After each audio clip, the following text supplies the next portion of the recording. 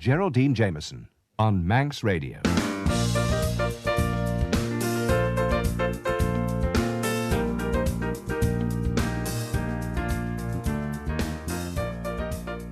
Hello and a very warm welcome to this week's programme. My distinguished guest today is Professor Andrew Motion. He read English at University College, Oxford, taught English at the University of Hull, where he met Philip Larkin, Professor of Creative Writing at the University of East Anglia, is a Fellow of the Royal Society of Literature, Chairman of the Arts Council of England's Literature Panel, and became Poet Laureate in 1999. Well, a very warm welcome indeed, both to the programme and to Manx Radio, Andrew. Well, it's a great pleasure to be here, thank you. I presume that I may assume that I can call you Andrew. I mean, after all, you are the Poet Laureate. I'm not quite sure whether I should be down on bended knees or not, you know. No bended knees. You can certainly call me Andrew. Though whether people call Tennyson Alfred, I think, is an interesting question.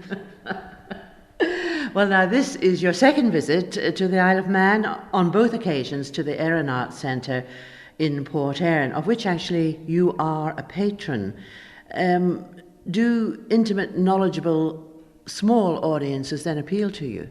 Very much. I mean, I spend quite a lot of time talking to larger groups of either school children or, as it were, people, ordinary festival audiences and so on and so forth. So to come to somewhere like this is very attractive. And you're right, I have been here once before. And I think the reason that I'm a patron of the Arts Centre is probably got more to do with the fact that I wrote a limerick about John Bethel in the guest book in the green room than anything else. I think that should be printed, actually, you know, in the foyer on the way in for all to read. Now, an admired poet, of course, Andrew, indeed champion of poetry, critic, lecturer and biographer, but surprisingly, yours was not a literary background at all down in the leafy home counties of England. In fact, all that could be found, really, in your house, your parents' house, obviously, were some Iris Murdoch novels, perhaps from your mother's book club, and not much else. No, it's true, there wasn't very much else. My mother's family, it's interesting, of course, isn't it, how mothers' families tend to get sidelined in these kind of accounts of genealogies. My mother's maiden name was Bakewell, and she came from Derbyshire, where Bakewell village, and in fact is remotely related to the person that we used to come across at school and refer to as the inventor of the fat sheep. So it is her family is rather interestingly sort of wired into, if that's quite the word for it, the kind of agricultural life of things. But her family were professional people, lawyers, judges, that kind of business. Her father, my maternal grandfather, whom I never met, was a GP. My father's family seems, as far as we can work it out, seems to have come over from Norway at some point. The name Motion is an adaptation of a small Norwegian village name, Mershon, which has a kind of line through one of the O's and so on. And they came over for a bit of recreation in Scotland in way back and settled in St Andrews. And then came down to the south of England in the form of my great-grandfather, who was also called Andrew, who was a brewer, became a brewer. They were bakers up in St Andrews, and he became a brewer down in England. You can sort of see the link there, I think. My father's father, was a brewer, and then for the first part of his life, and then became a farmer. My father, before he retired, was a brewer all his working life. My brother is now a grain merchant, so there's an interest in alcohol and agriculture, interestingly combined there.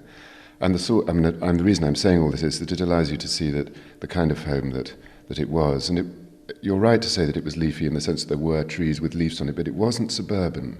It was, and in those days, and I'm talking about the late 60s, early 70s here, it was still possible to find outbreaks of real countryside, really quite close to London in a way that you simply can't now.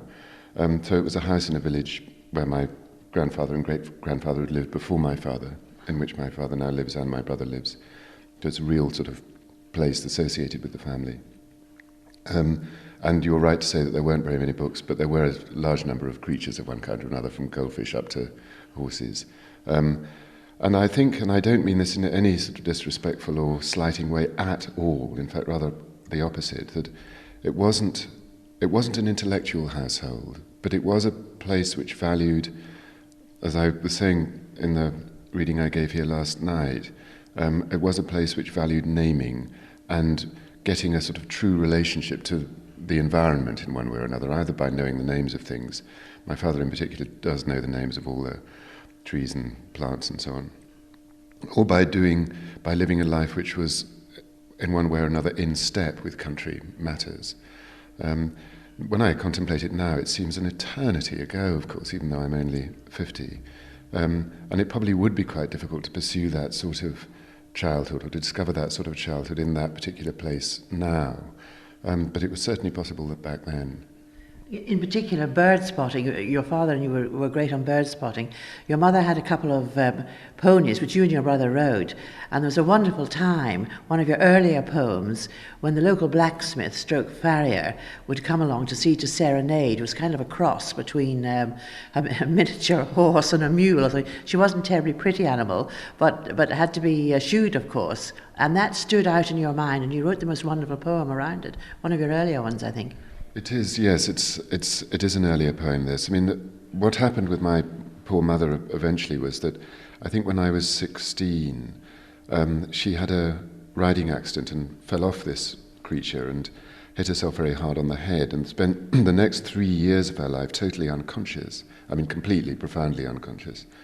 So my brother and father and I would spend our holidays and days away from school and so on, sitting at her bedside trying to kind of coax her back to ordinary life without very much success. But she did gradually resurface to a certain level. She never left hospital, but she did recover her power of speech. Her brain had been very badly damaged in the accident, and large pieces of it were simply missing, so talking to her was difficult. There were large parts of her memory that were simply absent. I mean, doctors kept saying to us then, as I dare say they still might now, that the brain is a very mysterious place. And of course they know more about the brain now than they did 30-odd years ago. But I think they would still agree that there are aspects of its functioning that they simply don't know about. And back then they were certainly happy to admit that there were large parts of its operation that they were just ignorant about. So that was the second part, the last part of my childhood, or to put it slightly differently and more severely, I would say, in fact, that my childhood ended on the day that she did have her accident, because all kinds of adult or semi-adult responsibilities came to me as it happened. And even though she lived on for another 10 years eventually, 3 of those first 3 unconscious years and then 7 years of a sort of floating limbo life between death and life, those 10 years were not years in which it was possible to go on living as I'd done in the earlier part, with the sort of careless rapture of youth. And I think it's probably true to say that the overlap in terms of the timelines of all this between her accident and my writing poems is very suggestive. It's impossible for me to say whether I would have written poems had she not had the accident, but the accident certainly gave me a feeling that I wanted to preserve her, and writing poems about her was one way of doing that. See, I wondered perhaps if you'd had an inspirational English teacher at school. I was lucky, I did. I don't write poetry, unfortunately, but I do think it has stood me in good stead, really, and possibly in the role that one has now. And I wondered if it was the same case for you, if that was the encouragement, the spur, apart from your mother's illness, you know, and finding that you must express yourself some other way, if that was at the back of it all, Andrew. Well, that's absolutely spot on. I mean, I did have an inspirational English teacher whom I had first had dealings with at more or less exactly the same time as all this other stuff was going on, getting to rather sort of late adolescence. I mean, our lives had been incredibly sheltered. We were so innocent and ignorant innocent until our early teens. So to begin to lose that sort of innocence, to have the accident happen, and to come into the kind of orbit of this English teacher, these are all very difficult to untangle, these things, I think. And this man, whose name was Peter Way, gave us poems to read in a way which allowed me to see self-evidently for the first time, and I think rather extraordinarily in any case, allowed me to see that poems need not be weird additions to life, but could actually be fundamental to the experience of being alive. And they were about, not always, but they were often about the big, serious things which make up our lives, falling in love, well, birth, death, the whole business. His own taste in poems was towards that sort of melancholy, rather straight-faced kind of writing. And it was with him that I first read poems entirely, but his taste was very good, and it was with him that I first read Hardy, Edward Thomas, Wordsworth, Keats, Milton, Larkin, because he was interested in contemporary writing as well. In fact, when I left school, he rather sweetly gave me a book of poems as a leaving present, which was a book of poems by Tom Gunn, who of course died the other day. So he was absolutely bang up to date, as well as being profoundly invested in the mighty dead. And I can't say how much I owe him, an enormous amount. Well, luckily then you mentioned Philip Larkin. You taught English, as I said at the top of the programme, at the University of Hull in the late 70s, early 80s, and that's where you actually met the poet Philip Larkin. It wasn't until 1993 that you wrote his biography entitled A Writer's Life, which actually won the Whitbread Biography Award, very prestigious indeed. He obviously had great influence then, and it was a marvellous friendship. Was it terrific camaraderie? Yes, there was. I mean, it's a slightly odd thing to say this because, of course, Larkin's reputation when he was alive was for being very withdrawn, very severe on people he didn't like, absolutely no-nonsense kind of character, wouldn't suffer fools gladly and wouldn't suffer many people gladly. The person who adapted the famous John Donne line to go, every man is an island. I mean, that was rather Larkin's, perhaps an appropriate thing to say on the Isle of Man. Every man is an island was Larkin's view. But we did become friends. I was very wary of him when I first went to Hull, which I think was in 1976, because this reputation preceded him. And in fact, to try and hook this in with what we were saying a minute ago about family matters, the very first time I met him, he did something rather extraordinary, which was, we met in the university bar. This was about 2 months after I'd got to Hull, so I was taking it pretty slowly. And we ordered a pint of beer each, and Philip's went down the wrong way. So not only within seconds of meeting did I find myself sort of talking to him in a freer way than I could ever have imagined, I also found myself whacking him on the back to try and get it to go down the right way. And as his face cleared after this, he'd said, "You'd think I'd know how to drink a pint of beer by now." And then I said, "Well, it's all right because I know about beer because my dad was a brewer." And his face absolutely lit up.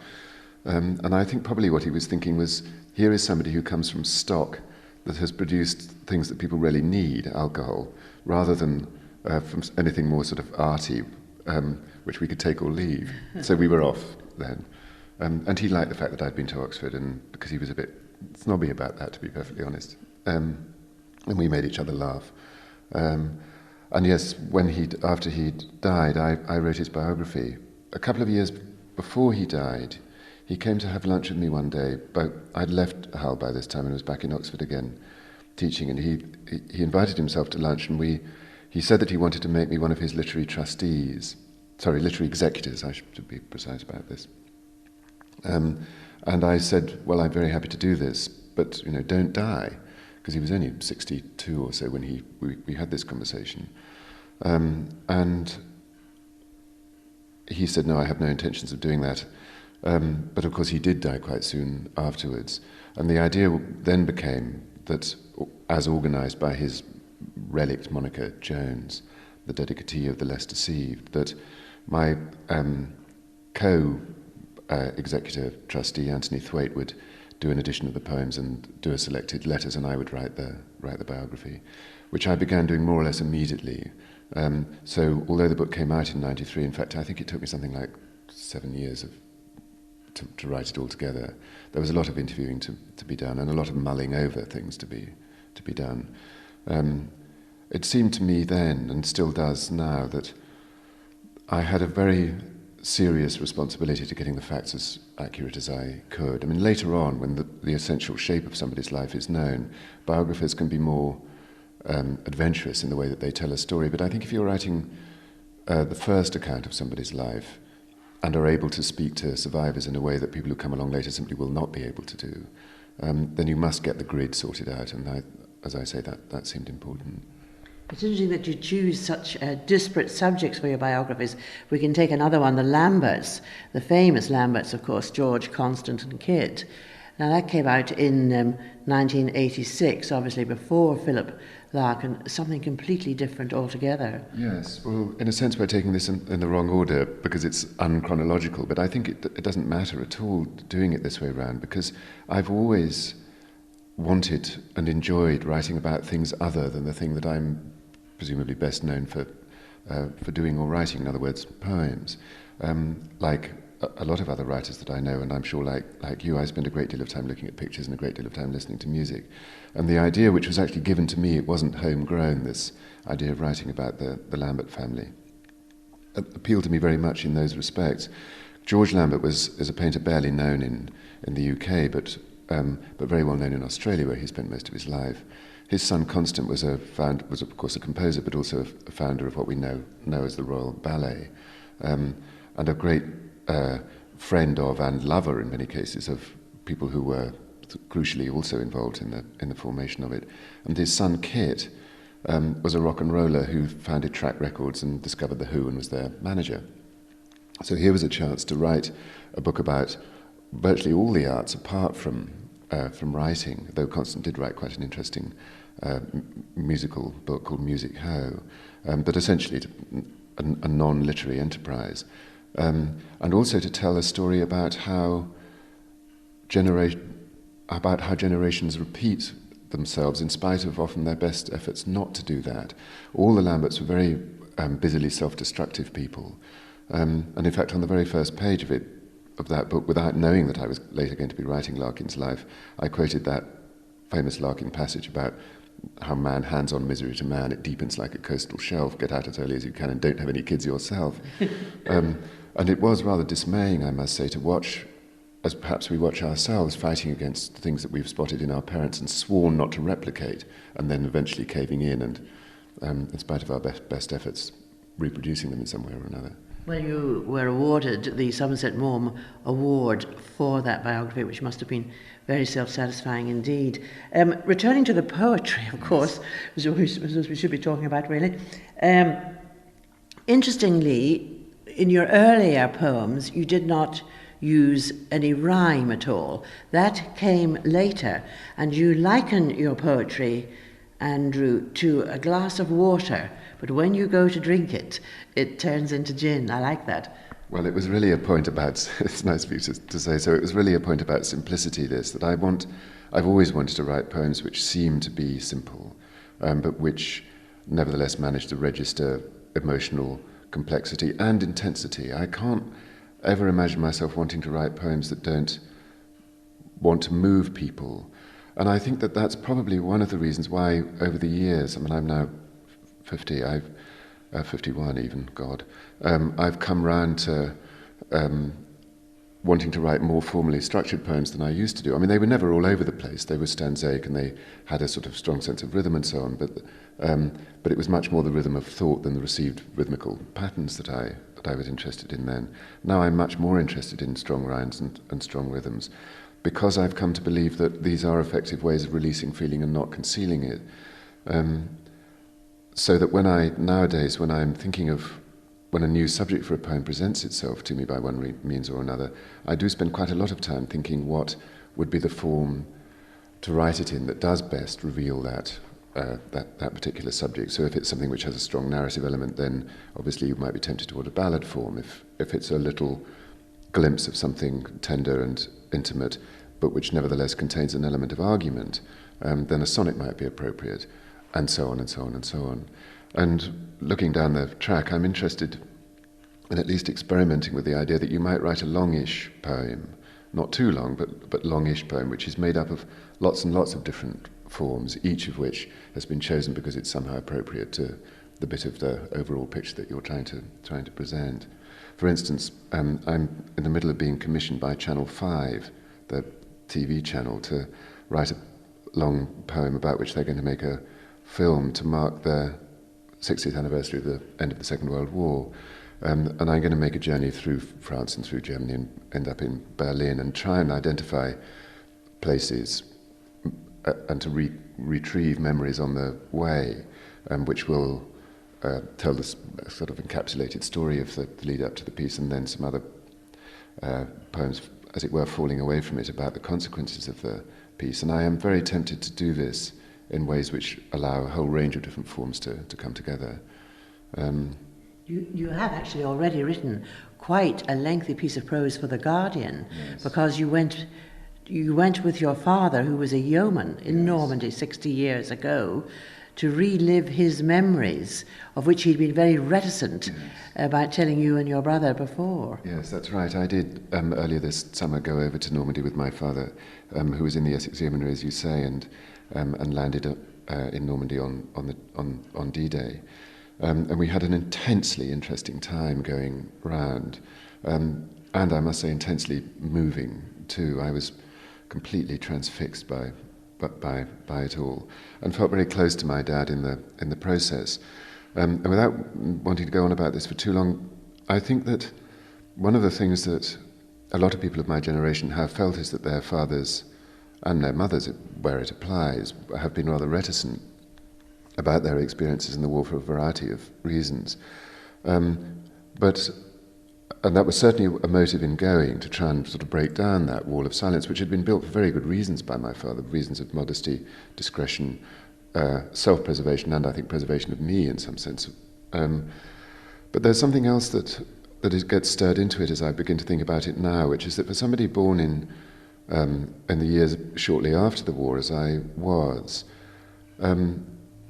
perhaps you feel this yourself, without asking you how old you are, but we probably are more or less of an age. It's very difficult for us now to look at our lives, at our first 50-odd years, and think we have been unusually lucky as Europeans during this time. It's different for you coming from Ireland because you've had the troubles to contend with. But on the mainland of England, the last 50 years, partly because of what our fathers and their generation did in the war, we have had probably a longer period of uninterrupted peace and of rising prosperity, social calm, all these things, than I can think of for many, many, many years before. So we are a blessed generation in this respect, and it's over now. When I look at my own children, who are in their mid and late teens, what I see are people who, poor them, are going to have to contend with a world that is full of a new trouble, which is to do with international terrorism, and a face-off between Western culture and certain aspects of Islamicist, not necessarily Islam, though there may be issues to negotiate about that, but certainly Islamicist terrorism. And their lives will not be as peaceful, as innocent as ours were able to be. Well, perhaps innocent isn't quite the right word, but I think you perhaps see what I'm driving at. Yes, I certainly do. Now, the clock is going to beat us, and I feel we must move on a little here. You seem such a modest man to me, really, not seeking the limelight. So I wondered why you accepted the honour of Poet Laureate 5 years ago. Did you have to wrestle with it? For instance, it's almost as if suddenly from punk rocker you become knighted. Well, yes, I never was much of a punk rocker, it has to be said, and I'm certainly not knighted. Well, there are two questions in that, I think. One is, I've always felt, whether I'm a modest person or not, I don't know. I'm certainly pretty dynamically egomaniacal when it comes to finding time to write in, and I'm sure that a lot of my nearest and dearest would say that modesty is not one of my virtues. But it's also true that I'm not naturally easy when a bright light is being shone on me. And it's also, and this is in a sense more important, I think, true to say that such writing as I can do does depend for its nature, let alone whatever quality it might have, on being slightly outside things, on being on the edge of things, on overhearing, overseeing, rather than being in the middle of activities. Perhaps this is true for all writers. So I am conscious of the difficulties and dangers of that, and I do whatever I can simply to preserve it, not to cultivate a public version of myself which destroys what I rightly or wrongly reckon is the inner me, but at the same time evolving some kind of public manners as a form of self-protection, so that the kind of raw, vulnerable, new everyday feeling that a writer must have about themselves is protected. What is the remit, actually? Do you feel obliged to write in a different way now because of this honour? I mean, I suppose it must go without saying that you could never criticise or rubbish the royal family.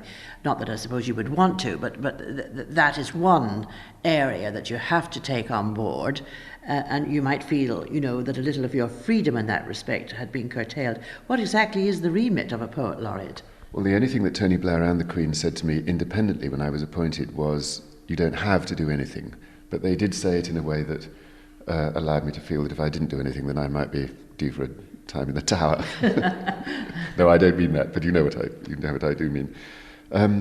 You're completely right. I think that to write poems that are somehow critical of the royal family would be a very strange thing for me to do. It's luckily something I have no wish to do. So I don't feel constrained by that. Do I feel constrained to follow the line that government is taking about one thing or another? Absolutely not. I think that poetry depends crucially for its integrity, its sincerity and its authenticity, everything for its nature, as I've already said in a different context, on being at a slight angle to experience, and possibly even at being adversarial, at being kind of counter-suggestive and all those things. And one of the ways in which I think this is manifesting itself in my own poems, if I may say this, is that there is an idea, of course, that public poetry will be rather kind of tub-thumping and have the volume turned up to maximum and all that. Actually, one of the things that I'm interested in doing, perhaps partly because it's one of the things that I can do, perhaps the only thing I can do, is to write rather intimate poems about personal things and say, these are public too. And instead of writing sort of generalized accounts of national events, to offer my own experience of them, my own feelings about them, as a way of trying to establish that we live in a nation of voices in which everybody else's voice is as interesting and valued as the next person's. That sounds rather feeble as I say it, but it is a way of writing democratic public poems. Andrew, will you ever run out of inspiration and the desire to write poetry? I doubt it. I sincerely hope not, because I don't know what I would do about my sense of myself if I did stop writing poems. I've certainly been through times of my life when, without necessarily realizing it, I haven't written as well as I have at other times of my life. And I think that's pretty normal in writers. I mean, it is a bit of a sort of wave and trough activity. But that's all right, because when I'm dead, then everybody can throw away the bad bits and choose the better bits. If poems were to go away, and they might, then I comfort myself by thinking that I am able to and enjoy writing prose. And as you were saying earlier, I've written a good deal of it, of biographies and so on. At the moment, I'm writing a prose account of my early childhood up to the time of my mother's accident. And I'm absolutely loving doing it. But it is stopping me writing poems while I'm writing it. I can feel them sort of circling somewhere, and no doubt when I've finished it, they'll decide that they want to land. But I think what I'm saying as I say this is, if ever poems do go away, there is something else which evidently I find pretty seriously interesting and have some ability for. So the question for me is not ever, will I stop writing poems, to which the answer would be, I might. That's out of my control. Will I stop writing, period? No. I think you're the first writer, both of prose and poetry, that I've ever interviewed who finds the blank page really exciting, that doesn't want to dust the bookshelves and water the pot plants and so on, rather than actually get down to work. Andrew Motion, Poet Laureate, has been a very great privilege to have you on the Geraldine Jamieson interview this week. Thank you. Well, thank you. It's a great pleasure and privilege to talk to you too.